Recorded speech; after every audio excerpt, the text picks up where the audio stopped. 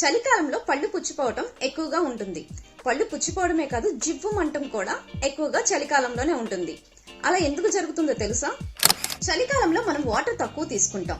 Water తక్కువ తీసుకోవడం వల్ల ఏమవుతుంది అంటే నోరు డ్రై అయిపోయి బ్యాక్టీరియా గ్రోత్ అనేది పెరిగి పళ్ళు పుచ్చిపోవడం అనేది జరుగుతుంది.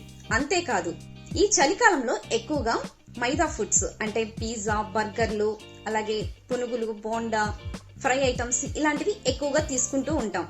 కాబట్టి చలికాలంలో పళ్ళు పుచ్చిపోవడం అనేది ఎక్కువగా ఉంటుంది. పళ్ళు పుచ్చిపోకుండా ఉండాలి అంటే 4 అడ్వైజెస్. నెంబర్ 1, వీలైనంత వరకు గోరువెచ్చని నీళ్లు తాగుతూ ఉండటం. Number 2, vitamin C foods, amla, orange, జామ ఇలాంటివి ఎక్కువగా తీసుకోవటం. ఇవి మన చిగుళ్ళకి చాలా మంచిది.